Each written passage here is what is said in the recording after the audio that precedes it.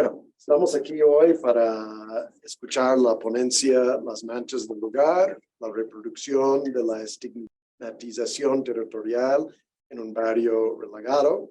Lo va a presentar el doctor Miguel Ángel Monteverde Ábalos.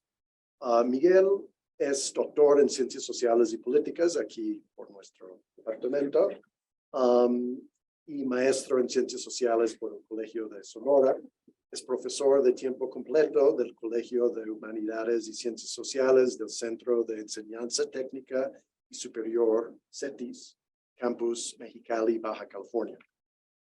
Fue ganador del premio a la mejor tesis doctoral en Ciencias Sociales 2021, otorgado por la Academia Mexicana de Ciencias. Su trabajo de investigación está dedicado a las dinámicas de exclusión y desigualdades urbanas. Actualmente, es líder del proyecto colectivo de investigación Las fronteras del poder simbólico, una aproximación a la incorporación de las diferencias y exclusiones de migrantes en Mexicali. Y después de la presentación de Miguel, vamos a escuchar comentarios del doctor Manolo Vela. Él es nacido en Mazatenango, Suchitepeques, Guatemala, en 1972. Es profesor aquí de nuestro departamento. En 2009 fue ganador de este mismo premio de la Academia Mexicana de la Ciencia, y el cual, bueno, estudió un doctorado en el Colegio de México. Es autor de los libros Los pelotones de la muerte, La construcción de los perpetradores del genocidio guatemalteco, publicado en 2014 por el Colegio de México, y editor de Guatemala, La infinita historia de las resistencias, publicado aquí en la Ibero en 2020, y Guatemala, la República de la Desaparición Forzada, que está por salir próximamente. También tiene otro libro que está próximo a salir, con el título Micropolítico del terror y la resistencia, militantes, escuadrones y centros clandestinos de detención. Bueno, pues, bienvenidos todos y gracias Roger, gracias Manolo por la invitación. Comentaba el doctor Juan Pablo que la última vez que pisé la Ibero fue a finales de 2018. Entonces, soy de una generación que de cierta manera termina por el tema de la pandemia, y bueno, hice mi examen profesional en línea. Entonces es la revancha para poder hablar un poquito de manera física, ¿no?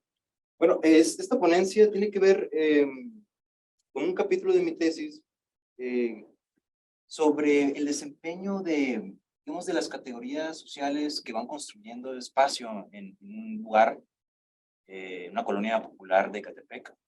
Entonces, para poder estructurar un poco mi participación, voy a intentar hablar sobre el barrio como una categoría de articulación, es decir, una articulación entre formas espaciales de este territorio, digamos, con condiciones objetivas que de cierta manera van determinando la vida de las personas, pero también con una apropiación de los habitantes.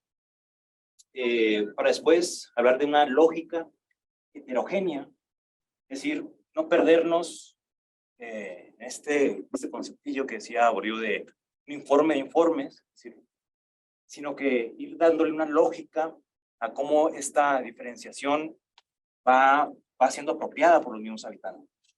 Y después ya entro al tema, es decir, esta categoría de estigma territorial y su productividad en el territorio. Por lo menos identifico 3 procesos, lo que tiene que ver con la producción, es decir, qué instituciones producen el estigma, cómo entra el barrio, es decir, cómo se contaminan los habitantes, y cómo se reproducen el estigma territorial, es decir, cómo se desdobla este discurso de una mirada externa violentadora.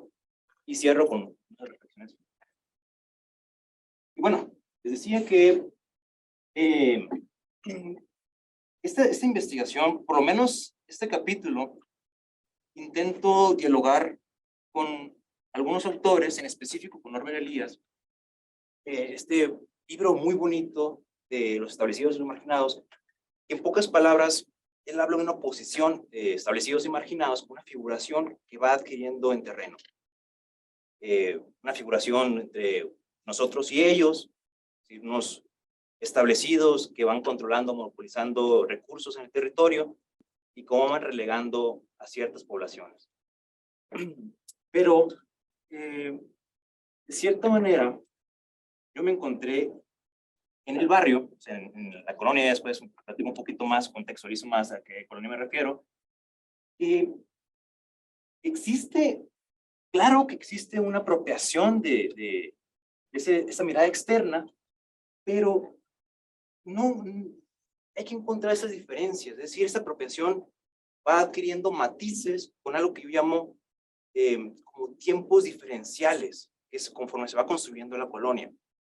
Y esto me permite plantear el barrio como una categoría, sirva para mi trabajo de campo, como un espacio que sirve como corte sincrónico de la realidad, que sedimenta fuerzas históricas bajo de formas de instituciones y agentes investidos de deseos, capacidades y disposiciones particulares. En otras palabras, el barrio como tal, de San Agustín, es un espacio de actores situados que incorporan, reproducen, pero además transforman la forma espacial, la forma del territorio. Es decir, un poquito incorporo, es decir, estas categorías, pero también no las incorporo de manera pasiva, también hago algo de ellas. En otras palabras, voy trabajando con el barrio como qué productividad tiene. Y un poquito los habitantes es algo interesante, porque el barrio, la categoría barrio, para algunos significa un lugar de familia, un lugar de confianza, un lugar de, digamos, este es mi lugar, y aquí me siento seguro, pero a su vez, y dependiendo de la socialización, también es un lugar peligroso, violento, que de cierta manera va atacando mis condiciones de vida, ¿no? Y bueno, doy hay unos poquitos datos. La colonia San Agustín es una colonia popular ubicada en Ecatepec, y esto es muy interesante. Se divide administrativamente en 3 secciones. Y esas 3 secciones, para mí, sirvieron como una referencia empírica para ver cómo se iban apropiando las personas de ello. En específico, la primera zona y la segunda zona son, digamos, son las zonas más viejas, donde se empieza a formar la colonia y se empiezan a instalar las instituciones, digamos, formales más importantes de la colonia. Un IMSS, unas oficinas del Ministerio Público, una capilla, y gran parte de esas instituciones se va haciendo como esta mancha.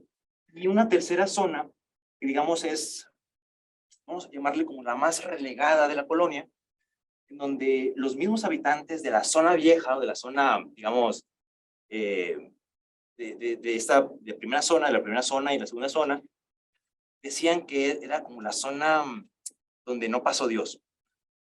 Pues esta diapositiva es un poquito para representar, eso es lo que les comentaba. Estas formas, digamos, objetivas, el territorio como tal, y las prácticas que se dan dentro del territorio, pareciera que, por lo menos yo identificaba como estas 2 grandes tendencias de estudiar la ciudad. Es decir, como un territorio, ¿no?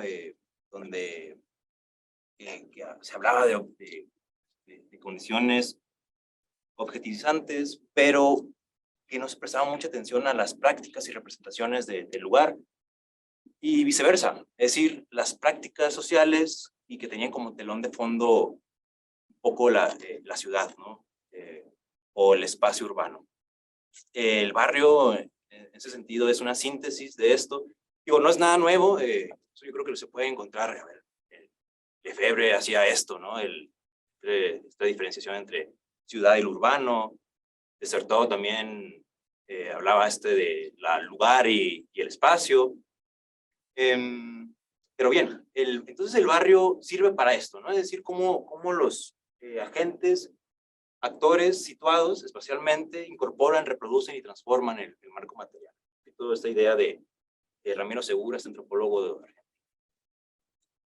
Bien, entonces les comentaba que voy a dar un poquito de datos para contextualizar esta colonia. Es una colonia popular ubicada en el municipio de Ecatepec. Es decir, se dividía en 3 secciones, estas secciones que les comentaba hace rato. Está, de cierta manera, está ubicado en la zona quinta del exlago de Texcoco, conectada a la Ciudad de México por la línea B, la vista Ciudad Azteca. Y bien, esta población, su población se estima aproximadamente entre 60,000, según el último intercenso, 2015, perdón. Pero eso, cuando yo lo platicaba con habitantes, se reían porque decían, a ver, esto, yo he hecho, hay una persona que hizo como un pequeño censo y hablaba de 90,000 personas, ¿no? Pero bueno, y a fin de cuentas, lo que voy a presentar es un trabajo de campo que tiene duración de 21 meses. De cierta manera, ahí me fui a vivir, fui prácticamente poco menos de los 2 años. Y bueno, como ir y venir a la Ciudad de México me permitió mucho ir como contrastando, ir comparando estas miradas externas y estas miradas internas del lugar. Y bien. Entonces, digamos, como el primer proceso que quisiera hablar es esta lógica de heterogénea, esta lógica de la heterogeneidad que hablaba Alejandro Grimson, es decir, como una articulación entre la jerarquía, estos procesos jerárquicos, ¿no?, que se pueden dar en la ciudad, y digamos, estas diferencias que van determinando lo particular de un lugar. Esto creo que es interesante, porque yo creo que de cierta manera sí estoy, digamos, debatiendo con una mirada que homogeniza el lugar, es decir, a fin de cuentas, el estigma territorial es una mirada que va borrando las diferencias, pero eso no, hablar solamente de particularidades creo que se pierde mucho, ¿no? Se pierde bastante, digamos, esta lógica, ¿no? En otras palabras, creo que buscar esta lógica de las diferencias en la colonia me permite hablar de lo que decía Segura, ¿no? Es decir, esta multiplicación de espacios en un lugar en específico, es decir, una multiplicación de lugares, de espacios incorporados por las personas en la colonia, ¿no? En la colonia de San Agustín. Esto también me permite hablar de una temporalidad diferencial, y yo lo encuentro, por lo menos de forma productiva en trabajo de campo, que mis informantes hablaban de 2 procesos. Una que tiene que ver con el proceso de formación de la colonia y el proceso de consolidación de la colonia. Entonces, para hablar de esto, no quisiera hablar como datos históricos, ¿no? Me da cuenta, lo que me interesa mucho es rescatar esas continuidades históricas que van determinando el lugar. No como la fecha, no como el dato histórico, sino un poquito como estos procesos de continuidad, ¿no? O si queramos hablar en el lenguaje de Norbert Elias, estas cadenas de interdependencia. Definitivamente la colonia nace por un proceso, digamos, de urbanización. Peter Ward nos hablaba de los 80s, ¿no? De este proceso de urbanización, es decir, una expulsión, digamos, de las personas a las periferias, ¿no? Por el México urbano central, que tiene que ver con un poquito con el proceso de industrialización que vivía el país en ese entonces. Que comienza en los 40 y se consolida en los 70s, que existe mucha migración y que va buscando terrenos para construir. En palabras de una persona, una vecina mía, que decía, yo llegué aquí para encontrar un espacio, ¿no?, para poder construir con sudor y sangre mi patrimonio. Y este proceso de formación de la colonia se determinó mucho en San Agustín por la búsqueda de servicios urbanos básicos, en específico temas de electricidad, temas de instalación de agua potable.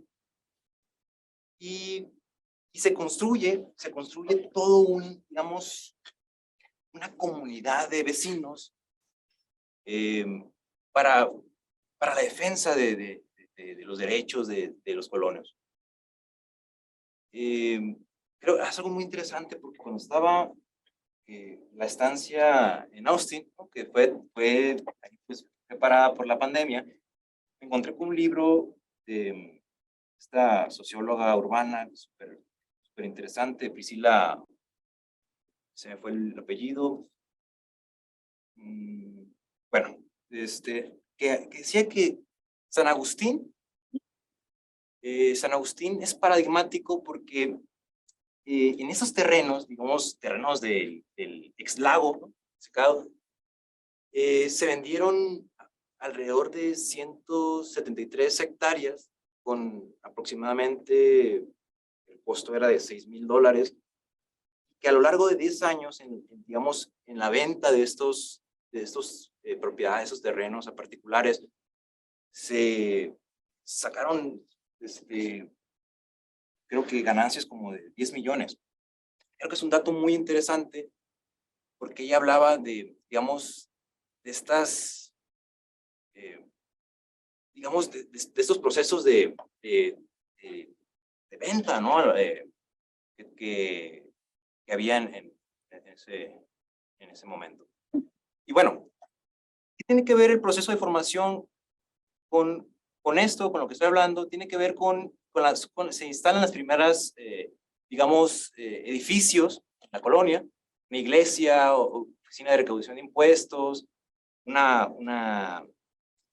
IMSS, las escuelas, se empiezan a construir alrededor de estas dos primeras, la primera y segunda sección, y que poco a poco, conforme ha ido pasando los años, para mis informantes, conforme se iba consolidando San Agustín, ellos hablan de que es a principios de los 80 y los 90, empezó a crecer otra sección, que aquí empiezo yo a identificar algunas fronteras sociales. En específico, en palabras de un habitante, dice: en ese momento empiezan a construir la línea que corre de Martín Carreras a Santa Anita, la verde turquesa. Cuando empiezan a construir esa línea, toda esa zona donde vivían todos los fayuqueros de Tepito, todos esos asentamientos irregulares de colonias perdidas que había ahí, los quitan y se vienen para acá, y aquí llegan como paracaidistas. Por eso es que lo que aquí encuentras a mucho fayuquero, encuentras a muchos narcomenudistas, aquí encuentras a gente que precisamente no es de lo más culto, educado, de lo más respetuoso, y cada uno se apropia de los terrenos como puede. Todo está muy raro como están, como que no tiene mucho sentido, y ellos se trajeron todo lo peorcito de la ciudad. En otra plática, en una conversación ahí con otro vecino, decía, refiriéndose a las personas, ¿no?, que llegan a esta zona, dice: tú los ves bien pinches lacrosos. Mira, yo allí de la tercera sección, yo conozco, para acabar pronto, son los más madreados de la sociedad. Yo conozco de allí, la tercera sección, a varias chavas que son ficheras, y por consiguiente son puro pinche desmadre sus hijos, y así pura gente. Eso creo que es muy interesante, porque ya vemos esta continuidad que bien comienza con una migración interna a la colonia y va moviéndose dentro de estas tres secciones, y que de cierta manera se mantienen. Hice un proyecto de fotografía con jóvenes, donde les di una cámara fotográfica para que representaran, como si fuera un diario, cómo viven la colonia. Ellos hablan en específico, claro, de unas cualidades generalizadas, ¿no?, como la criminalidad, la delincuencia, pero siempre estaba presente lo mismo que los primeros colonos. Esta es una calle, digamos, que está inundada, porque la colonia sufre muchas inundaciones, y ella dice: es la calle de mi casa, está llena de lodo, es porque aquí se inunda la calle, si llueve poquito se sale el agua, si llueve mucho se sale el agua por las alcantarillas. Los vecinos que viven aquí, por aquí, ya se acostumbraron del olor, de todo. Encontramos, creo que esto me permite, por lo menos, identificar, sí, lo que decía Segura, como una experiencia común de los habitantes, es decir, estos condicionamientos materiales que van determinando cómo son las condiciones de vida de las personas que viven en la colonia, pero también me permite identificar cómo se va construyendo estos límites simbólicos, estas fronteras dentro de la colonia, y que generalmente giran, por lo menos digamos, en estas tres secciones administrativas. Y bien,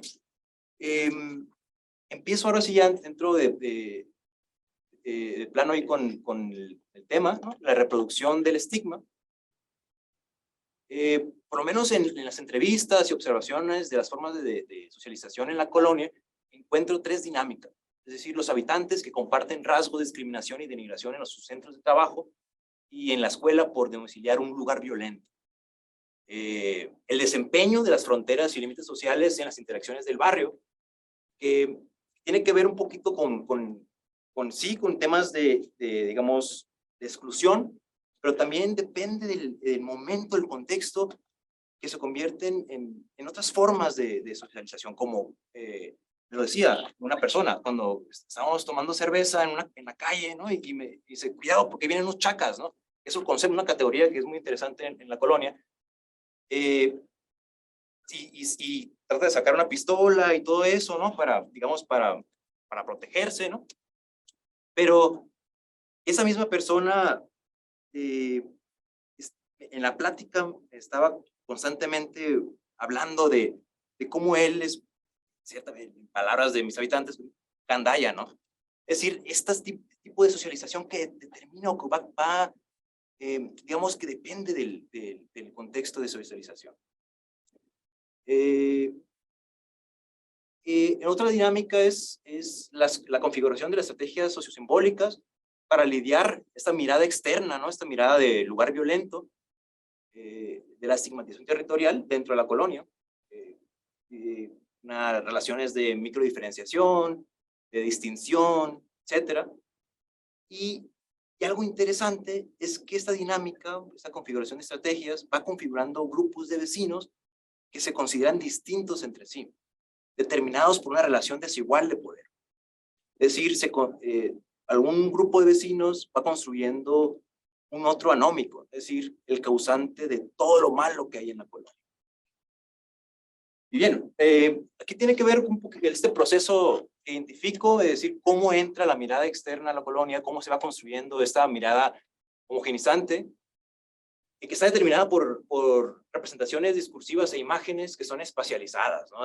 Lo podemos ver incluso hasta en los memes, ¿no? En los discursos de los periódicos, mediáticos, en los discursos políticos, incluso en los discursos de funcionarios públicos. Tiene que ver también, no solamente, que creo que es el diálogo con un autor, Lloyd Bacon, cuando habla del estigma territorial, que es, digamos, como el territorio, como un anclaje de distinción. No solamente es el territorio, sino también estos límites espaciales también están determinados, están interseccionados por otras distinciones que tienen que ver con cuestiones de clase y cuestiones raciales. Y por último, también hablo de narrativas que se mantienen por medios de comunicación, que se reproducen discursos dominantes acerca del desorden y la ilegalidad. Dentro de ese proceso, por lo menos, a ver si se alcanza a ver, no sé si me pueden apoyar haciendo chiquito el otro, lo que está. Hablo de discriminación estructural, es decir, el estigma territorial, esta mirada que homogeniza, es un factor determinante en la generación y perpetuación de malas condiciones en la vida, según Kessler, ¿no? Por ejemplo, ya les hablaba de estas oficinas del Ministerio Público, que de cierta manera determinan como un locus del orden en la colonia. Es interesante porque las 24/7 en la vida de la colonia hay patrullas, ¿no? Y gran parte trato yo de entrar a estas oficinas para buscar información, ¿no? Y lo que interactúo ahí con las personas es esto, ¿no? Lo que me dice la policía es, sí, aquí la gente se dedica a robar. Y yo me río, ¿no? Es decir, y él me interrumpe, ¿no? Sí, es cierto, ¿no? Aquí se dedican a robar, es de cuidado. Pareciera que solamente es discursivo, ¿no? Es decir, una representación de ese lugar, ¿no? Pero pasa un mes en una entrevista haciendo en un parque de la colonia, llegan dos policías y nos interceptan y nos dice esto, ¿no? Yo le pregunto al policía, ¿no? ¿Y esto a qué se debe? ¿No? El oficial responde, lo que pasa es que aquí, si te das cuenta, muchos se vienen a drogar, a fumar y sinceramente, por unos ya la llevan todos. Ha habido muchos robos, es por lo que estamos en constantes recorridos todos los días. Que tengan buena tarde, ¿no? Se despiden. La persona, que es un joven ahí que estoy justamente hablando de esto, ¿no? Del estigma, me se agarra la cabeza desesperado, ¿no? Dice, ¿ves? ¿No? Siempre me pasa, es porque tengo la cara de drogadicto. Eso creo que es algo súper interesante, porque es uno de los efectos del estigma territorial. Es decir, vuelve estas miradas externas, las convierte en rasgos particulares, individuales. Y esto creo que por lo menos en las personas con las que platico, lo llevaban a un extremo, incluso de corporalizarlas, hablar de estigmas corporales. Igual pasa lo mismo, este es el locus del orden, ¿no? Lo llamo. Prácticamente cada 4 días llegaban reporteros, ¿no? Y hacían, digamos, toda esta faramalla mediática para hablar sobre algo que estaba de moda, apagaban los micrófonos sin entrevistar a la gente, sin nada, y bueno, cumplían con la nota, y después, digamos, esta faramalla mediática, esta significación mediática, volvía en formas de notas rojas, volvía al barrio en esos carritos que tenían un altavoz, ¿no? Y que decían, se encuentra persona que violentó a su mujer y le daba como que vueltas a la colonia. Esto lo encuentro, ¿no? Hay una nota de mi diario de campo, dice un reportero y su camarógrafo en un noticiero local graba una noticia en vivo en las afueras de esta oficina gubernamental.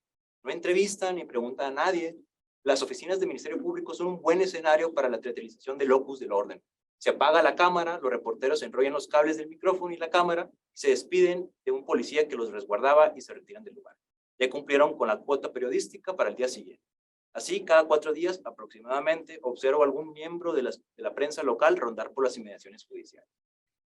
Y eso creo que tiene que ver que sí existe, digamos, este rollo de discurso mediático, pero que también tiene que ver con una apropiación, digamos, no apropiación, pero sí los habitantes lo tomaban de maneras contradictorias. Había un grupo en específico que se organizó para, digamos, para ir como limpiando las manchas de San Agustín, ¿no? para ir combatiendo estos estigmas, ¿no? Ellos decían, es que para nosotros es un lugar de orgullo, ¿no? Y esto me dice mucho de que estos discursos no se aceptan pasivamente, sino que hay una apropiación de los habitantes. Y bueno, encuentro ahora sí las manchas, cómo se contaminan, para hablar en términos de Peirce, ¿no? Cómo se contamina las personas, ¿no? que viven en un anclaje distintivo de deslegitimación social, ¿no? Según Vacant.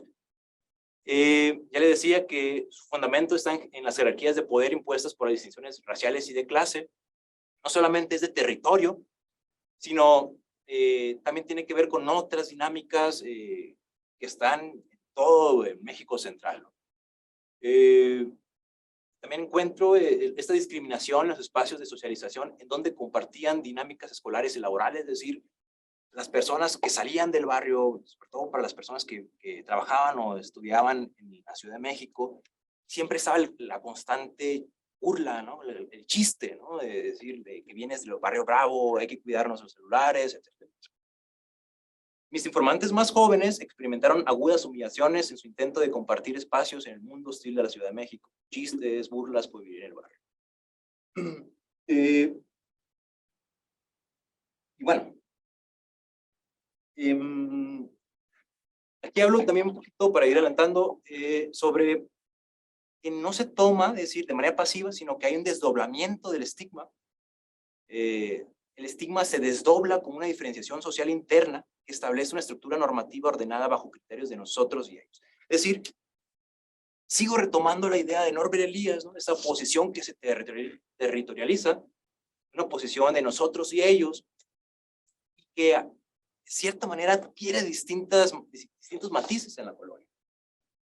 Algo que me llama la atención, que Leal Martínez hablaba del espectro del indio para referirse a los pobres más pobres de la ciudad, ¿no? Como sujetos incivilizados, moralmente atrasados, obstáculos de la modernización. Y cuando yo preguntaba, ¿no? Es decir, siempre estaba en constante, digamos, conversación con mis vecinos para saber qué pensaban de la tercera sección y viceversa. Hay una conversación que tengo con una señora que tiene un puesto ahí muy tradicional en la primera sección y me dice, le pregunto si hay diferencias entre la gente de la primera sección y la tercera sección de la colonia. Y ella me contesta, pues yo los que conozco de la tercera sección son como los de pueblo. Aquí ya está más civilizado, como se dice, pero como gente de pueblo, así con sus faldas largas, te hablan bien raro, ¿no ha sido? No. Y me contesta, no vayas allá, seguido de muertos, está muy feo. Y tiene que ver también, digamos, este desdoblamiento con la corporalización del estigma. Los pobres, digamos, las personas que están, digamos, en los lugares más bajos del espacio social del barrio, los ven como portadores de estigmas corporales, ¿no? Es decir, estigmas de maldad, que era Caprón. Las categorías sociales utilizadas para nombrar a los más pobres del barrio conllevan un halo de inferioridad y humillación. Esas categorías de chaca, ¿no? Como este joven que se dedica a la delincuencia, que escucha reggaetón, que está, digamos, siempre con un pie en la frontera de la legalidad y la ilegalidad. Yo lo veo, una conversación que tuve con una habitante que me decía, cuando estábamos hablando de por qué la gente se dedicaba a la delincuencia, o por lo menos sus vecinos, ¿no? Los chacas, ¿no? Se dedicaban a la delincuencia, y ella me decía, es por la facilidad de las cosas, porque si tienen dinero, yo los veo que compran cosas en la tienda, tienen para su Coca-Cola, eso no es barato. Interrumpe su hija, ¿eh? Tú miras a los niños de allí, hablando específicamente de la tercera sección, los hijos, y no juegan como niños bonitos, son niños groseros, dicen muchas malas palabras, es una plaga. Están mal alimentados, son groseros, ignorantes. Tiene que ver con esto, ¿no? Es decir, con cómo se va corporalizando esta mirada externa que sí viene, que es impuesta, digamos, por una estructura, por procesos más amplios, cómo va adquiriendo esta lógica heterogénea, ¿no? en el barrio, que termina hablando de estigmas corporales. Y bueno, para cerrar, no sé cuánto tiempo.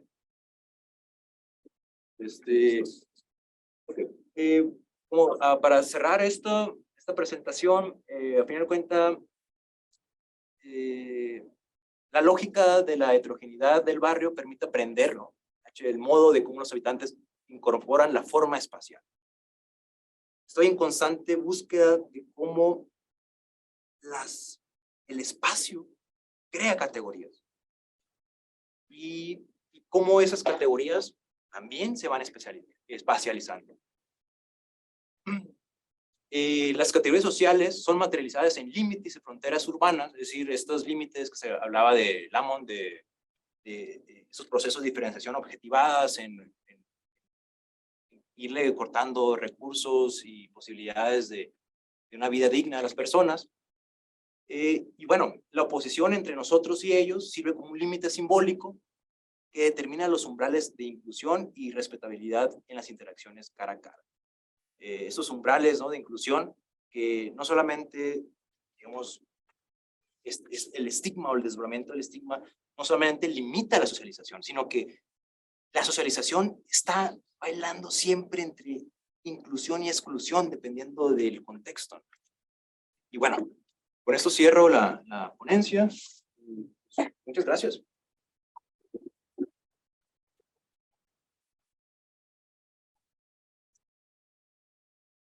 A ver si puedes dejar de compartir pantalla. ¿Seguro? Para que ya se ve. ¿Eso sí? Gracias. Yo quisiera destacar varias cosas del trabajo de Miguel, ya está.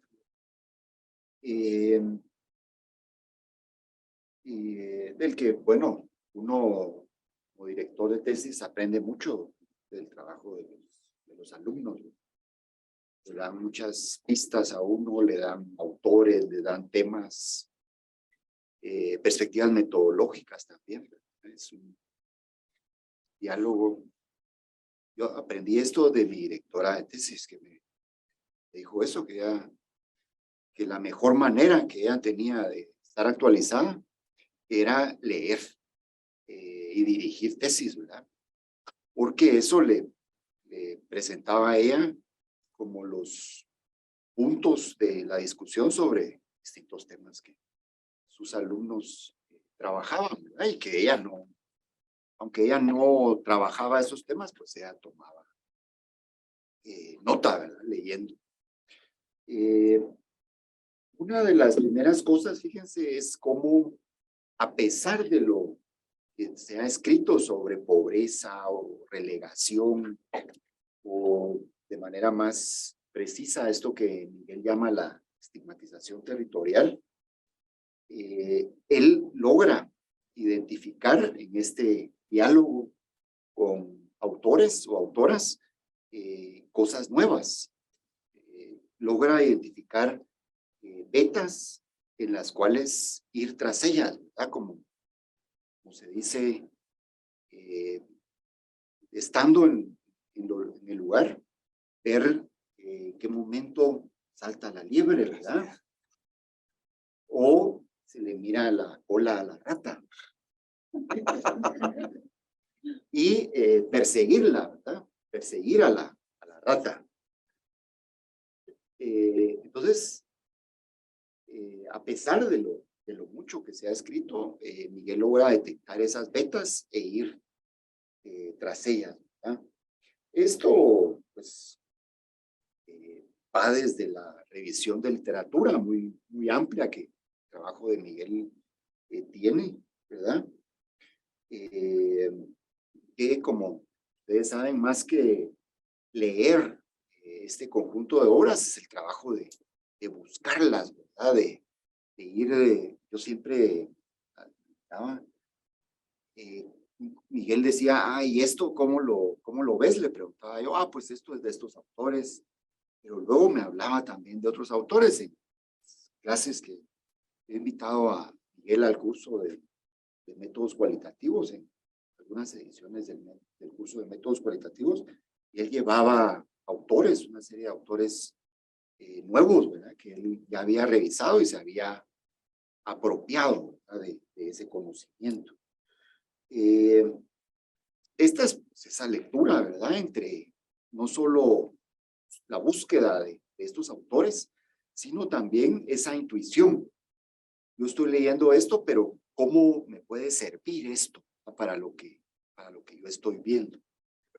Entonces, esa creo yo es una distinción ahí de este trabajo, que es algo que, pues, como le digo a los alumnos, nadie les puede enseñar a hacer eso.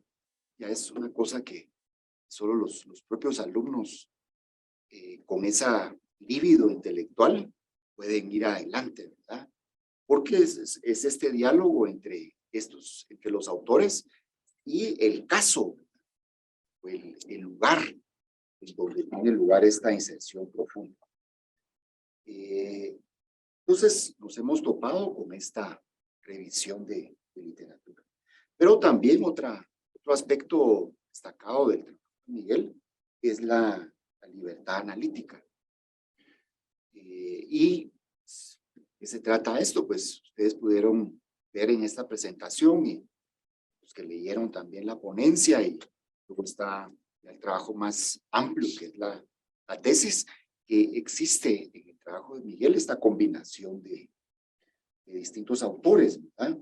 Es decir, no es un guión para ir a aplicar al campo, sino más bien cómo ir haciendo constantemente estos ajustes para ver qué autores pueden ser más útiles para entender lo que el campo está presentando, ¿verdad? Claro, hubo un trabajo previo de lectura y de afinamiento, ¿verdad? De un esquema de análisis. Creo que en el campo se fue afinando y de eso creo que por lo menos en esta presentación hay mucho de eso, ¿verdad? Está embonamiento de distintos autores o autoras y creo yo es un trabajo interesante también por eso. No se trata entonces una réplica, ¿verdad? de teoría, sino ver en estas cosas nuevas cómo embona a estos otros autores. Entonces, desde la lógica del descubrimiento, estado del arte y libertad analítica, ¿verdad? El trabajo de Miguel también es importante por sumergirse en las vidas de la gente.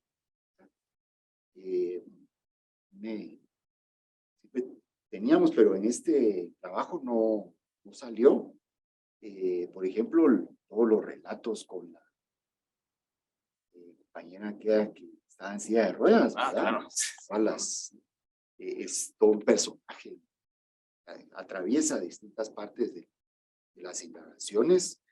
Que, por supuesto, esto supera, ¿verdad? Las simples anécdotas, ¿verdad? De Diego, con Fernanda, con Lisette, con Manuel, con Cita, porque se logra a través de ese sumergirse en las vidas y en las experiencias de estas personas, captar esas experiencias enigmáticas, ¿verdad? El complejo misterio de las vidas reales que está en la base de todos estos, de buenos relatos, ¿verdad? Sociológicos. Desde esos pequeños fragmentos, en la presentación veíamos cómo esta idea de Shaka, ¿verdad? Que me resuena. Yo les digo a los alumnos siempre, les pongo a leer el texto de Baker sobre los crocs, ¿verdad? Era esta idea que él se topa, digamos, del siglo XX, ¿verdad? Ya Robert Baker se topa con estos pacientes que se hacen, ¿verdad? En estas rondas que él mete a un hospital y los va siguiendo a los doctores. Entonces ellos dicen, este es un croc. Eran pacientes que se hacían, ¿verdad? Se hacían hipocondríacos. Y que para los médicos era un gran problema, porque como se hacían, entonces exigían mucho. Si yo necesito estos exámenes, necesito estas medicinas, estoy enfermo, no me atienden. Es esto mismo, ¿verdad? Que él logra llegar a estas palabras, ¿verdad? De lacra, lacroso, chaca, los más madreados. Y es de ahí al desdoblamiento del estigma, ¿verdad? Así como los dominados reproducen la dominación. Esta idea que era lo que platicábamos con Miguel en algún momento, esa idea de decir, somos nosotros, estamos nosotros, pero hay otros que están peores. Y también el trabajo de Miguel, hay otra lección que yo destacaría, es poder, aunque sí, verlo de esa manera, o poder destrabarse de las cosas que se traían, ¿verdad?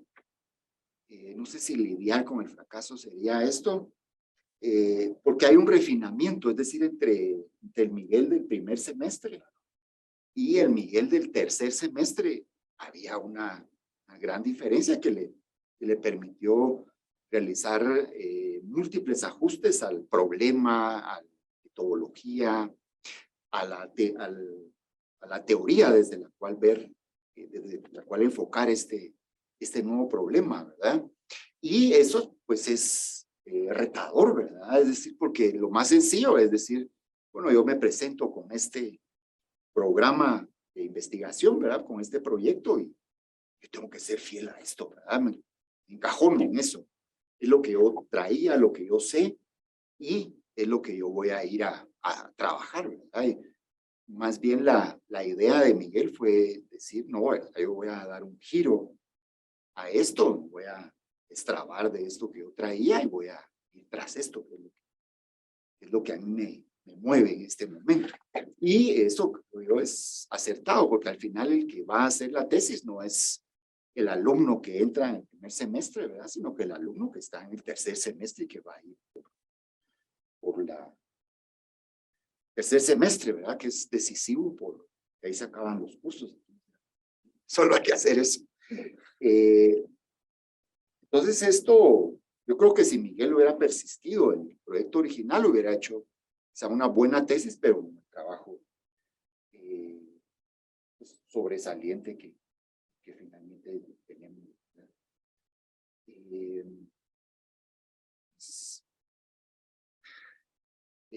Había muchas cosas ahí, ¿verdad? Desde la parte metodológica, ¿verdad? Que era lanzarse a algo que generalmente uno lo podría ver en la otra ala del departamento, ¿verdad? Ese trabajo etnográfico, más que en esta otra ala, ¿verdad? De ciencias sociales, donde es más un trabajo, podríamos decir, usualmente tradicional en sociología o ciencia política. Entonces, hubo que trabajar con esas adaptaciones, ¿verdad? Esos ajustes. Entonces, pues este es un trabajo que contradice esas lógicas, ¿verdad? Disciplinares. Es decir, estás aquí, entonces tenés que hacer sociología, ¿verdad? Sociología no es esto de etnografía, sino que el trabajo de Miguel contradice, ¿verdad? Esta lógica disciplinar. Bueno, son posibles también romper otras lógicas, ¿verdad? La Austin, no sé en qué semestre fue eso. Al final, ¿verdad? Era el octavo semestre. En medio del COVID. Tuvo que regresarse, tuvo que salirse de Estados Unidos. Y bueno, pues esta, creo yo, puede ser un buen trabajo, una tesis inspiradora para los alumnos, cuando en lugar de ir a pelearse con su director de tesis, vean la tesis de Miguel y vean que es posible salir adelante, ¿verdad? Cuando hay las cosas se han trabado, no funcionan. Creo que puede ser un trabajo inspirador para nuestros alumnos. Y bueno, esperamos que ya pase de ser tesis a ser. Muchas gracias también a Roger, que nos acompañó en la dirección, y también a Alejandro Flores, que se encuentra en alguna parte de la ciudad de Guatemala. Viene. La Universidad Rafael Landívar, Guatemala. Pero viene. Va a estar el 7 de noviembre con nosotros en el curso de métodos cualitativos, y el 8 también dando una conferencia. Muchas gracias, Miguel, por la oportunidad de acompañarte. Pues entonces, dinámica ahora sería que decir algo que tú quieras responder a los comentarios de Manolo, y luego abrimos para preguntas y comentarios del público aquí y del sur. Bueno, nomás es tema de agradecer, ¿no? Agradecer tanto a ti, Roger, ¿no? Como a Manolo. Porque fueron unos 4 años en realidad, 4 años pasados, ¿no? De empeñamiento. Que de cierta manera también sus trabajos son inspiradores. No dejan de ser productivos en esto, ¿no? Motivarme a mejorar las cosas. Gracias por la oportunidad. Bueno, entonces abrimos para preguntas y comentarios. Sí, bueno, ya hay 3 aquí, también los que están en Zoom, pueden levantar la mano y pueden hablar aquí en el salón. Entonces, Bueno, gracias Miguel por la excelente presentación, por nuestro trabajo. Yo francamente lo encuentro muy sugerente, muy interesante. Tengo algunas preguntas que hacerte. La primera, no sé si tú ubicas al personaje Chaka. O sea, es un personaje de una serie súper vieja. A lo mejor los mayores aquí nos acordamos de ella. A mí yo la veía a principios de los 80, es una serie americana estoy buscando acá, de 1974. Era un personaje a resaltar. Es un sujeto histórico, es un hombre prehistórico. En esta serie de unos chamacos que viajan en el tiempo y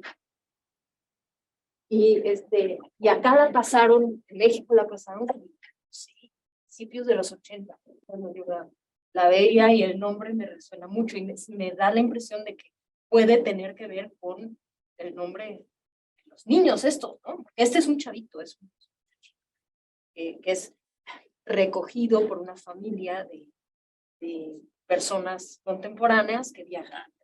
Bueno, esa era nada más para que luego te quieres pero me llama la atención que ese es el nombre que ellos recogen. Lo que yo quería preguntarte es, tú haces una diferenciación muy clara entre territorio, espacio y actores sociales, y eso me resultó muy sugerente en tu trabajo. De hecho, me gustó mucho, y al principio de tu presentación defines cómo el territorio es una serie de actores sociales que interactúan y construyen repertorios simbólicos, entre diferencia, etc. Lo que yo quisiera que nos explicaras un poco es cómo son estas diferencias y particularmente este estigma impuesto desde fuera. Eso es algo que no me quedó claro. Me parece que tu trabajo es muy sugerente en cuanto tú estableces que los marginados recrean la marginación para con otros. De manera que hay una relación casi especular entre unos y otros, y cómo esta marginación entonces no tiene que ver con las características naturales o innatas de la comunidad, sino que la marginación se construye para consolidar la propia identidad. ¿Cómo planteas esto en las 3 secciones? No de tu Ecatepec, sino del Ecatepec, la colonia que tú estudiaste.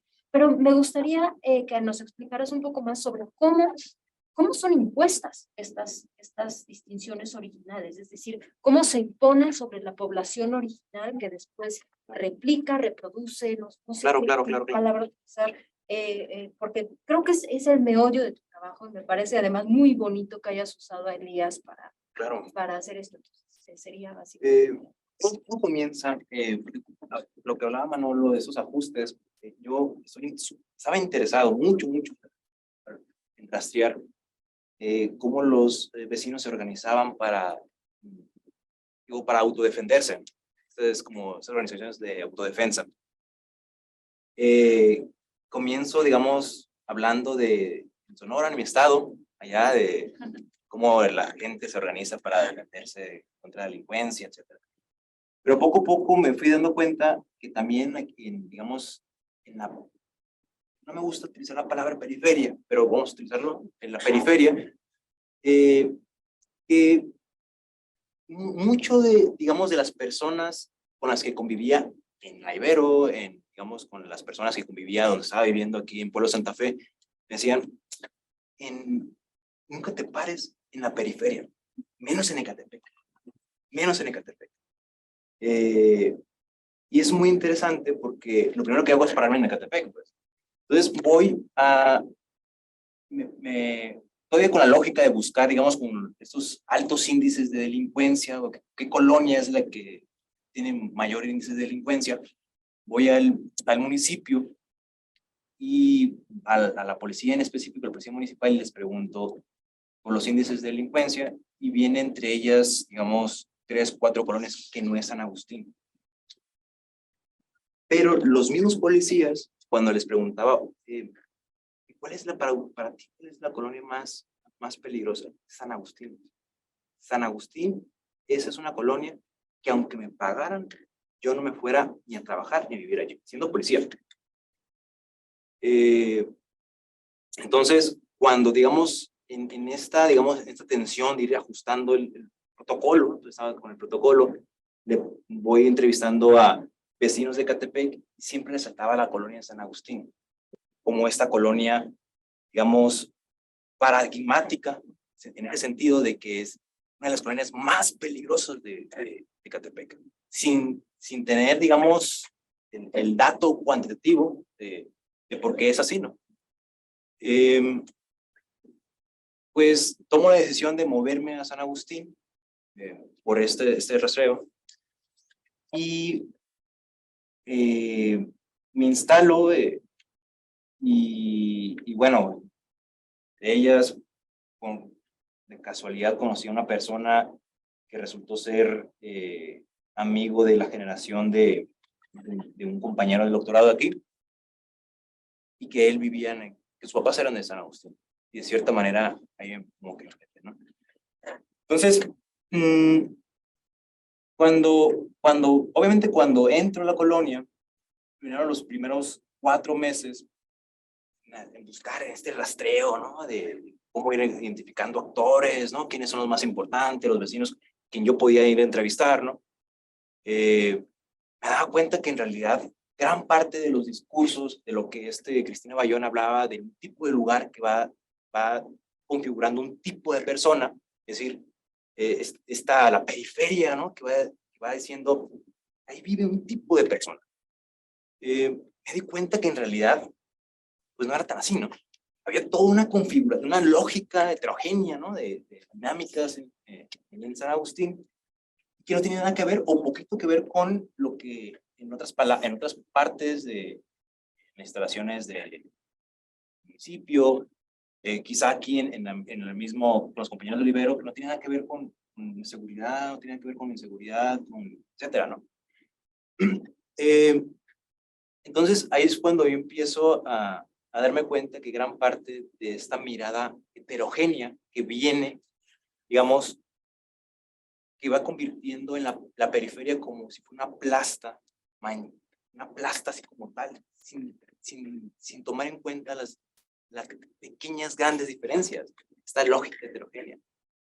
Y fue cuando ahí me di cuenta que lo interesante del trabajo es que cuando apagué la grabadora, ¿no? Y empecé a convertir como, no en vecino, me cuentan, no sé, pero sí como irme, digamos, apropiando del lugar y ir preguntándole, platicando con las personas de estas zonas, como que, cuidado por acá, ¿no? Cuidado, no te vayas a meter en esto. Es cuando surge, entonces, esta idea de diferenciar, ¿no? La colonia San Agustín como digamos, este territorio material, que claro que hay condiciones objetivas, es decir, falta de agua, inundaciones, alta marginalidad, pero hay una producción social del espacio, para apropiarme del término de Lefebvre, ¿no? Que es más interesante, es súper más interesante. ¿Cuál es el desempeño de esta producción social del espacio? Es el barrio. Es el barrio. El barrio es, para las personas, siempre están en constante, me lo decían, pues, tú no eres de barrio, ¿no? Te hace falta barrio. A ver, ¿no? Y están como en esta parte, ¿no? Como sí, como un lugar familiar, ¿no? Un lugar donde tengo colmillo para poder vivir, ¿no? Pero también un lugar donde hay otras personas, ¿no? conviven conmigo, y que ellas, por lo menos, son las causantes de las dinámicas actuales de la colonia. Entonces eso, ¿no? Es este rastreo que comienzo, ¿no? Digamos, de esta mirada. Hablo en términos generales, no específicamente de San Agustín. O sea, hablo de Catepec como esa plasta, ¿no? De homogénea que debes de evitar si eres de la Ciudad de México, ¿no? Y estos son lugares que siempre están en constante, digamos, sacando los temores de los habitantes de la Ciudad de México, ¿no? Cuando no es así, pues, ¿no? Cuando en realidad, y ni siquiera es periferia, porque no cierra. En realidad, ese es el tema, por eso no utilizo periferia. Porque es en realidad en estas interacciones o en estas umbrales de interacción, ¿no? La gente, gran parte de la gente que vive en San Agustín, o no una gran parte, pero sí una parte significativa, se trabaja y estudia en Ciudad de México. Y regresa, y esos condicionantes objetivos, ¿no? De pasar 4 horas en el metro, pues va determinando un lugar. Eso. Gracias. Magali y luego. Okay. A ti también tienes. Ok, y luego después.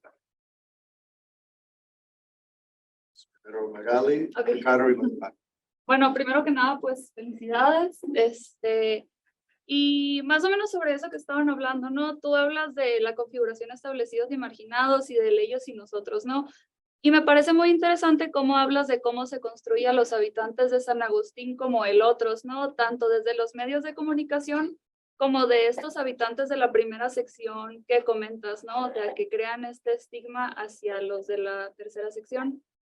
Entonces, bueno, la configuración establecidos y marginados no la conozco muy bien, pero tengo entendido que es una configuración que establece tensiones por ambas partes, ¿no? Es decir, tú me dices chaca o lo que sea incivilizado y yo te digo te falta barrio, ¿no? O te digo fresa, mamón, lo que sea. Entonces te quería preguntar cómo percibiste tú esas tensiones y esa construcción del nosotros por parte de esos habitantes, ¿no? De la tercera sección. ¿Y cómo notaste tú esas tensiones o esa como regresar el estigma, ¿no? Que es característico de la configuración. Es interesante esto porque en realidad esta configuración, Elías hablaba de figuración, ¿no? Como digamos, este proceso interdependiente. Es decir, tiene en cuenta, si existe alguien estigmatizado es porque alguien lo estigmatiza y viceversa, pues, ¿no?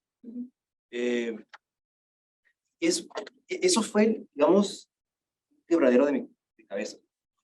Porque el desempeño de las categorías sociales, ¿no? Como chaca, por ejemplo, no, o sea, era un tema de cómo encontraron en el barrio, pues, ¿no? Como, a ver, tú eres chaca. O sea, no, claro que no es así, pues, ¿no? Pero sí, sí conviví, eso ya lo desarrollo en otro capítulo, con personas que son consideradas gandayas.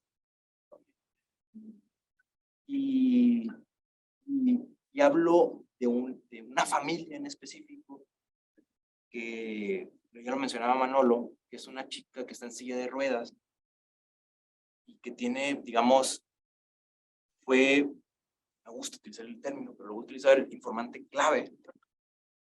Es la primera persona, digamos, mi primera amiga, ¿no? En el barrio, que de cierta manera ella me va presentando con diferentes personas en la colonia. Pues imagina, es una niña de 21, 22 años en silla de ruedas, que daba clases a niños que no habían terminado la primaria, que su mamá era una trabajadora de limpieza como una casa de la cultura que había en San Agustín. Pues imagina ¿no? que esta idea, ¿no? de ir buscando como los marginados, pues. Cuando empiezo ya a involucrar con sus amigos, empiezo a ser amigos de sus amigos, ellos empiezan a hablar de que esta persona es gandaya, que Incluso se corría el rumor de que estaba en silla de ruedas porque ella caminaba, ¿no? En realidad. Pero ella lo utilizaba como para sacarle provecho de la situación. Digamos, el gandallismo, ¿no? Es como de sacarle provecho a las personas, como este término del chaca, ¿no? Pero ella lo interiorizaba por lo menos en dos formas, que también Norbert Elias lo hablaba. En la vergüenza, lo interiorizaba en la vergüenza, es decir, le costaba mucho, digamos, como abrirse, ¿no? A donde ella trabajaba, ¿no? Es decir, era una persona muy vergonzuda, pues, ¿no? Y también la interiorizaba en una forma, digamos, de miedo. Y ella siempre estaba en constante tensión entre esta vergüenza y el miedo. Y se refería a las personas así en oscuro, o sea, ya saliendo, digamos, el escenario frontal, como unos pendejos. Y que ellos no saben nada. Y fue cuando me cayó el 20, que en realidad es una oposición, ¿no? Es una oposición entre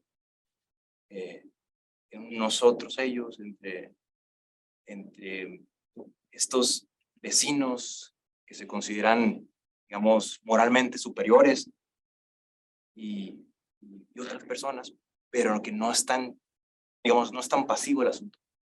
Hay esta cadena de interdependencia. Y esto lo desarrollo en otro capítulo, te lo decía, ¿no? Digamos, cómo el límite es un proceso de interdependencia. Es un proceso de interdependencia. Que por cierto lo desarrollo, y bueno, y Roger lo trabaja en el libro este el pueblo, ¿no? Que eso es lo que ahorita ando más interesado, ¿no? Estos procesos de interdependencia. Bueno, no sé si te respondo. Sí, no, sí, gracias. Muchas felicidades, Miguel, también. Trabajo. Sí, por el premio que ganaste. Por este trabajo tan extenso, tan profundo que existe aquí en la comunidad, ¿no? Yo tengo dos preguntas. La primera, ¿qué nos podrías decir sobre la relación de estos fenómenos que investigaste y que encontraste con el régimen político? Y con el régimen político, digamos, no el régimen país, sino el régimen particular político del municipio donde hiciste tu investigación, ¿no? Y lo segundo es, si tuvieras que ser aún más osado y atrevido en los hallazgos de tu investigación, ¿qué más nos puedes decir sobre tu contribución teórica? ¿Sí? Si te pidieran que te extendieras tu contribución teórica, ¿hasta dónde llegarías? ¿Qué elementos de tu investigación pueden ser transferibles a otros casos similares o no similares en México o en cualquier otro país? Claro. La primera pregunta es muy buena. Porque cuando hablábamos cuando hablaba del espectro del indio, yo lo pensaba, digamos, siempre estaba en constante tensión, así, cuando estaba escribiendo y de cierta manera las observaciones que me hicieron tanto Roger como Manolo, Alejandro, era cómo, digamos, buscabas estas continuidades, ¿no? Es decir, cómo superar el barrio, ¿no? Para hablar un poquito más amplios, ¿no? Y creo yo que de cierta manera se relaciona quizá que nos dice mucho en las continuidades que tiene un régimen.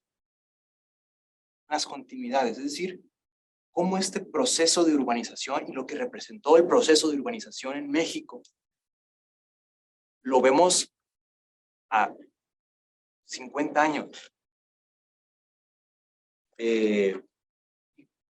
Cuando hablaba digamos, del espectro del indio, tiene que ver con una construcción del Estado. Es decir, este proceso, pero este proyecto ideológico del mestizaje, ¿no? Es decir, ir ocultando, ¿no? Ir desindigenizando, ¿no? A la población, y que el espectro del indio se convierta ahí como en algo feo, ¿no? Algo, un obstáculo al proyecto de modernización que representó México, ¿no? Creo que nos dice mucho eso, ¿no? Pero no tanto, digamos, no tanto en términos generales, sino cómo adquiere forma el territorio. Yo creo que es esto, ¿no? Yo creo que creo que por ahí va la cosa, ¿no? Es decir, digo, sigo dialogando con Norbert Elías, es decir, cómo el Estado va creando estructuras de autolimitación, es decir, cómo se va apropiando más bien el tema de la vergüenza, ¿no? Como una práctica de autolimitación, ¿no? Que van incorporando, pero también viceversa, ¿no? Que también el Estado, al final de cuentas, es una construcción con eso estoy dialogando, con eso es lo que estoy pensando ahorita, ¿no? Con esta continuidad, ¿no? Esta continuidad histórica que toma matiz, muchos matices en el terreno. Y la aportación teórica, en realidad, voy a ser muy sincero, lo que yo estaba debatiendo era cómo se enseñaba teoría en el departamento. En primer lugar, yo identificaba clases de tal autor y que tenías que apropiarte de un autor, ¿no? Por no decir Bourdieu. Y dije, ¿qué pasa si ponemos a prueba con el cuerpo la teoría?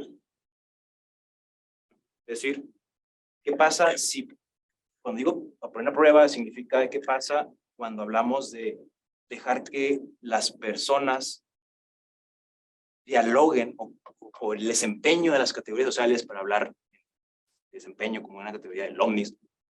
¿Qué nos puede decir como este diálogo, ¿no? Entre la teoría y digamos, las categorías que utilizan ellas, las personas?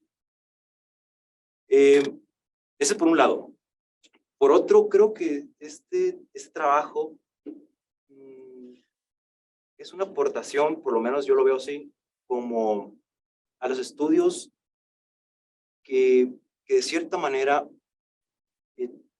buscan comprender cómo las oposiciones, categorías sociales adquieren significado en el terreno, ¿no? Y creo yo que en vez de hablar, digamos, en términos de aportaciones teóricas, creo yo más bien que es una aportación, ¿no? al ajuste, ¿no?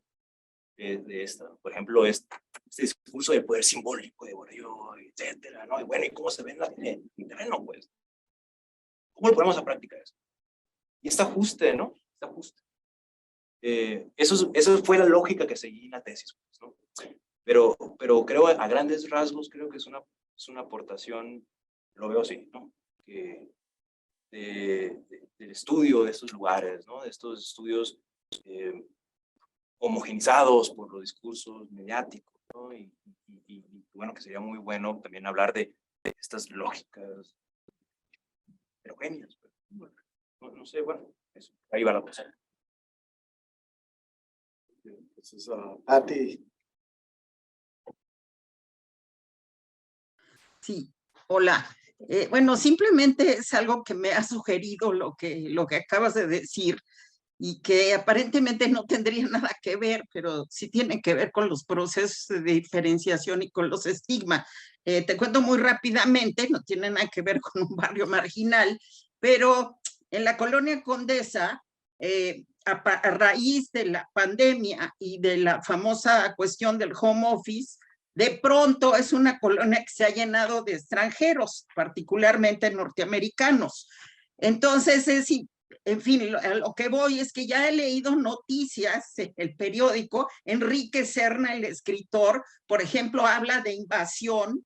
He visto a personas con problemas mentales insultar a algunos extranjeros que ahora viven y trabajan en home office en la colonia. Se les puede ver como evidencia anecdótica trabajando con sus computadoras en los cafés y hablando en otros idiomas, etcétera. Entonces, bueno, simplemente me pareció sugerente porque este tema del estigma se puede aplicar a los barrios marginales y sin duda esta película que hubo hace poco, cuyo nombre no recuerdo, pero que es que, en fin, ya sabes, una película de una boda y entonces cómo hay esta fantasía de las personas ricas, de cómo los pobres de la Ciudad de México pueden invadir la boda, etcétera. Entonces creo que son fenómenos que sería interesante, incluso a lo mejor Roger puede abundar un poquito sobre el fenómeno que se está viviendo aquí, pero lo que quiero decir es que comienza a aparecer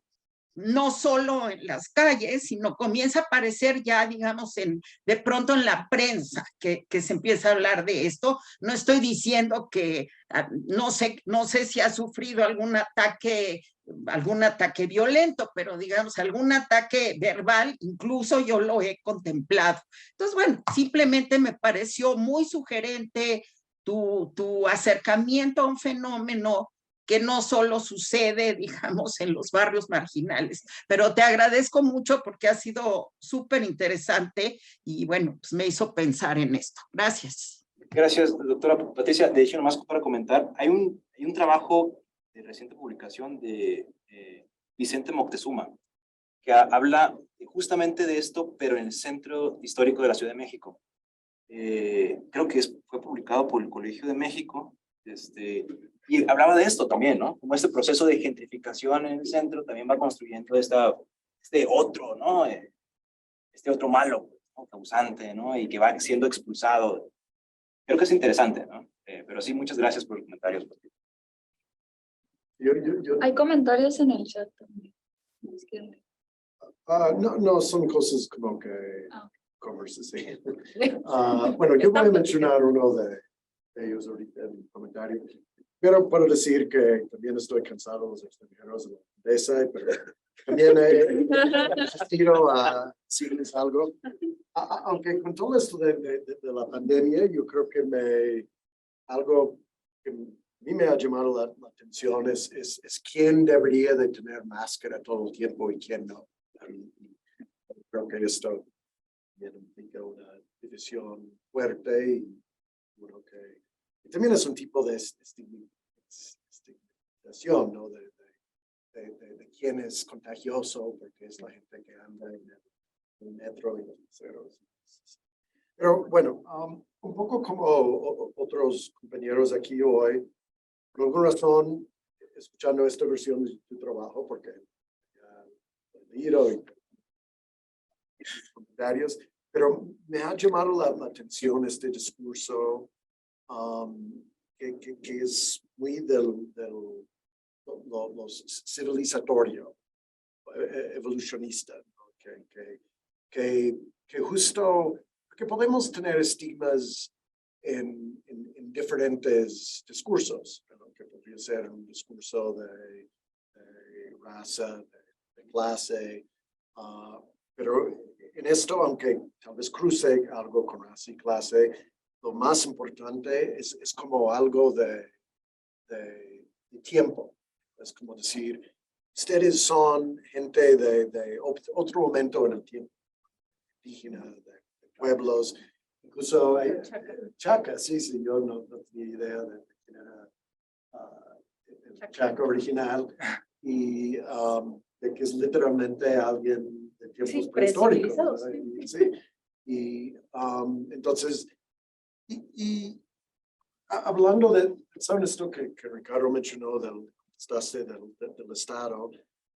Me llama la atención que es como una versión del Estado del pasado, ¿no? Esto es algo como colonial, ¿okay? Que no es una gran sorpresa que seguimos con elementos de lo colonial en México hoy en día.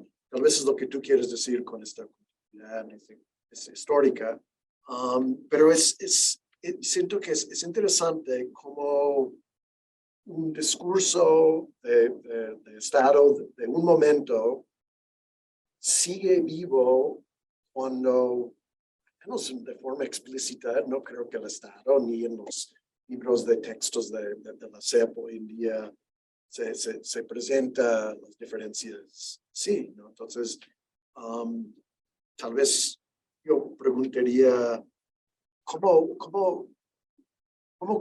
qué o cómo continúa? ¿Qué es la fuerza de reproducción atrás de algo así? Y tal vez otra pregunta sería, aunque ya medio lo contestaste cuando mencionaste lo de barrio, ¿no? Y también hablaste de otros discursos, porque estaba pensando, tiene que haber algún tipo de resistencia a este discurso transrevolucionista, porque sí está fuerte la idea de que un barrio, el pueblo, como popular, como algo bueno. Entonces, bueno, te quería preguntar si podrías elaborar un poco más sobre discursos alternativos. Claro, claro. Pues bueno, comienzo con lo último. Hace como 2 meses me escribe una persona de San Agustín para invitarme a un recorrido del barrio. Me dice, es que me gustaría que estuvieras presente porque nos estamos organizando algunos vecinos para ir como limpiando, ¿no?, a San Agustín. Limpiando en el sentido de quitarle esta imagen negativa. No podía, estaba en la otra punta de la ciudad, de otro punto del país, ¿no? Pero me llamó mucho la atención que esto sí se ve en mi trabajo, que por lo menos yo lo identifico, ¿no?, en un grupo de vecinos que hacen, se organizan y van haciendo, digamos, estas como recorridos barriales que van invitando a diferentes instituciones, personas, funcionarios, para que se den cuenta de cómo es la vida en San Agustín. Por eso yo decía que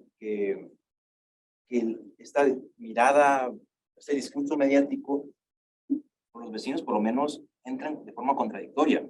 No lo aceptan como tal. O sea, no aceptan que su barrio es mal visto.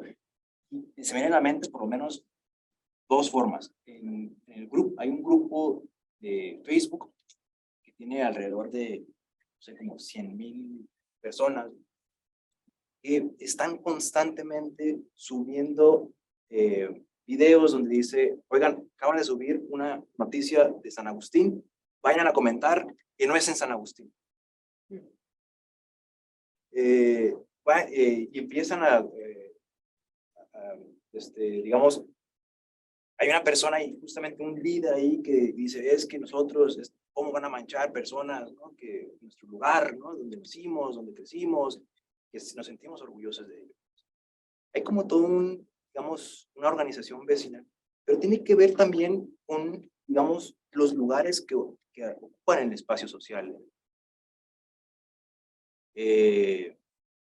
Digamos, se me viene a la mente estas personas, en específico la persona que llamaba lacra o plaga a sus vecinos, es una, digamos que está en la cúspide del espacio social porque tiene es médica, tiene un consultorio, ¿no?, estudió en la Ciudad de México, regresa al barrio porque tiene su casa, y digamos, está en la cúspide de la economía informal y que eso le permite de cierta manera pensar el barrio de un lugar, ¿no?, en comparación con otras personas que están, digamos, más abajo, ¿no?, social, que tiene que ver con economía informal, que se aprovechan, ¿no?, que están, digamos, están en constante, ¿no? Lo que le decía, lo que hablaba de esta persona que al ver un grupo de chacas, ¿no? Quiere sacar su pistola,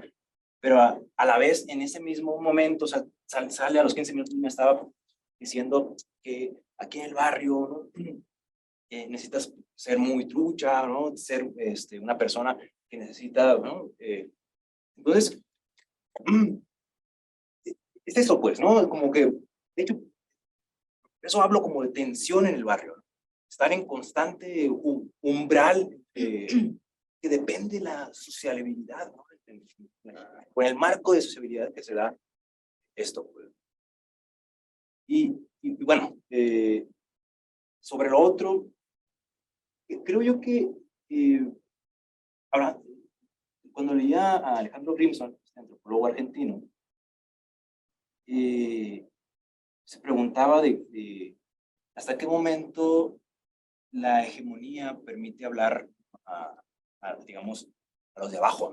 Digo que hasta qué momento la hegemonía va construyendo un marco de sentido común y que las personas van repitiendo esto, pues, ¿no? Yo lo pensaba en otro lugar, o específicamente ahorita donde estoy interesado, que son estos migrantes que están ya en Estados Unidos y que votan por Trump y que, ¿por qué el mexicano está aquí? Pues, ¿no? O ¿por qué los migrantes están acá? Pues, ¿no? Pero también también yo lo veo acá, pues, ¿no? También lo veo en esto, ¿no?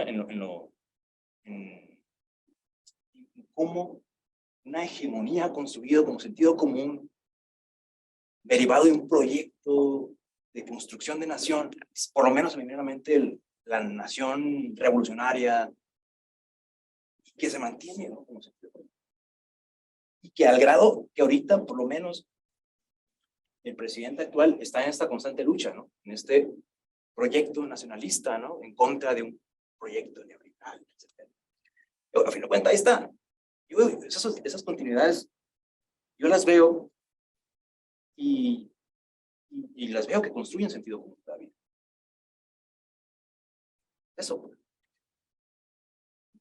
Con lo que dijiste, lo que contaste al principio de este esfuerzo de traer gente al lugar y mostrarles que está limpio, no está tan mal. Pienso bueno, uno de los comentarios en el chat era, bueno, de un alumno de antropología que hizo su tesis de maestría en Tepito. Y pensando en comparación con Tepito, donde ahí hay los tours donde el propósito es mostrar que son salvajes, ¿no? Exacto. Entonces, ¿por qué en San Agustín no agarran esta otra estrategia y vender esta imagen de ellos como chacas? Es que es muy súper interesante. El turismo de riesgo, ¿no? Que a fin de cuentas, yo lo platicaba con otro compañero, amigo mío, que llegamos a esta conclusión, ¿no? A fin de cuentas, independientemente del objetivo, sea para mostrar un territorio de riesgo o para limpiar, a fin de cuentas, se trata de, siguen siendo como estrategias que de cierta manera reproducen esta mirada homogénea, esta mirada, ¿no?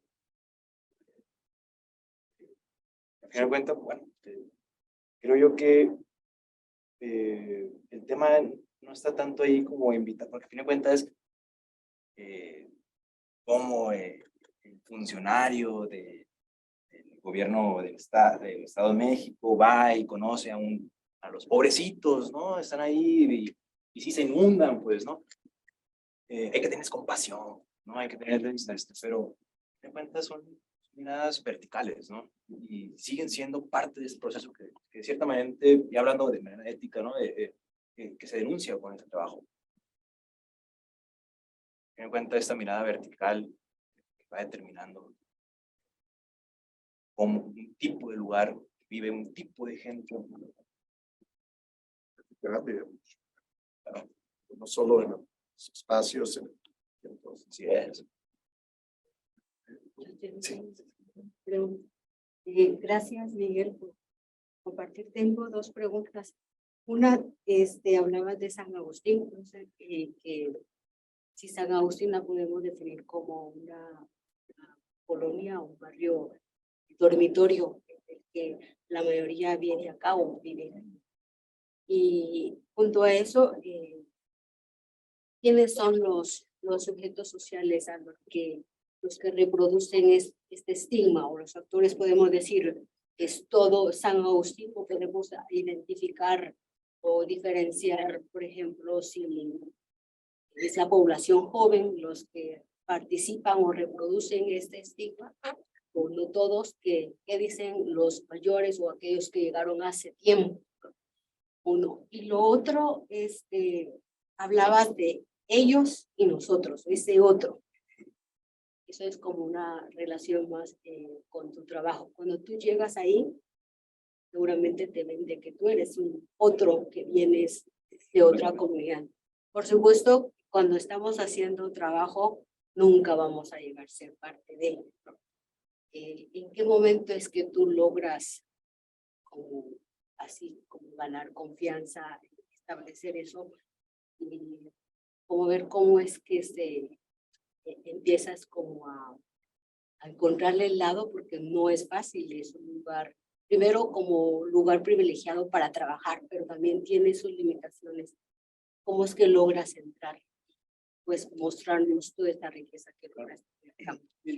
Sobre si es un lugar lugar dormitorio, dijiste. Una etnografía que creo que sigue siendo una inspiración para mí, Carlos Vélez Báñez, el trabajo de Ciudad Neza. exacto, de una etnografía en la ciudad de Neza, ¿no? Que tomaba a Nezahualcóyotl como este lugar de dormitorio, ¿no? Y él hacía algo muy interesante, porque, digamos, hablaba como de espacios dormitorio, que la gente tiene que ir a trabajar y más agarra el lugar como para dormir. Y dice, él hablaba como de poblaciones somnolientas, la comparación como de Neza, incluso de San Agustín, donde esta posibilidad, digamos, de estar ahí, trabajar, poner su negocio allí, de cierta manera obligó a las personas a organizarse, al grado de que San Agustín, por lo menos, hay en el movimiento, digamos, social urbano, UCP, Unión de Colonos Populares, es un referente por digamos, la organización que implicó en los 70s, 80s. Eso me permite para decir que no fue un espacio solamente para dormir, sino que la gente que llegó allí, y al grado que se convierte en la joya comercial de la zona. Mucho comercio, exageradamente. Las calles principales, que son 4, están llenas de pe a pa comercios. Y eso, como economía, ¿no? Porque también es la economía subterránea, pues, ¿no? Que las tienditas de trabajo, bueno. Pero no. Entonces, no es eso, pues, ¿no? Eso permitió otra dinámica. Eso es la lógica de la heterogeneidad que hablaba. Sobre cómo de cierta manera fui logrando esto. Yo creo que duré 5 meses, creo. Creo que 5 meses en venir a Ibero, tomar metro para acá, regresarme para allá, en donde creo yo que a final de cuentas la etnografía es como estas redes de personas, ¿sabes? Actos de confianza que vas haciendo. Creo yo que dejé de ser como vecino, o sea, perdón, me convertí en vecino para ciertas personas cuando me asaltaron primera vez. Eso creo que para ellos fue como, para los vecinos, decir, siempre estaban, uy, ¿te acuerdas cuando te sacaron? ¿Te acuerdas cuando esto? Ahí fue cuando empecé a construir esta relación de confianza con mis vecinos. Que poco a poco esta confianza se fue alargando a los contactos más directos y que terminó, por eso dejé de hablar de informantes, porque me doy cuenta, lo que hago en mi tesis es un relato de cómo viví esos 2 años. Es lo que viví, pues, ¿no? Y cómo la gente, ¿no? De cierta manera, va utilizando ciertas categorías para construir ciertos procesos un poquito más amplios. Pero es esto, pues, ¿no? De cómo como un acto en específico me fue llevando, me fue dando como, pues sí, como cercanía a las personas.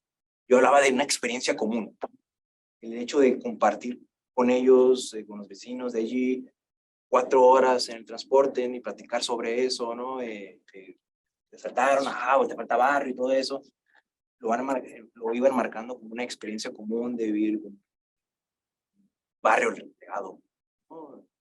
Eso, bueno,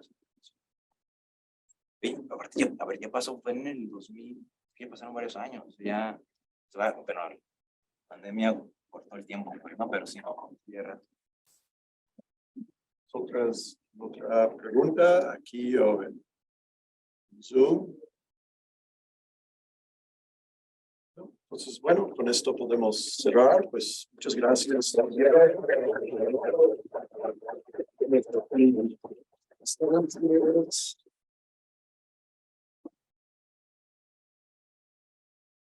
gracias. Sí. Gracias. Bueno, pues ya voy a desconectar.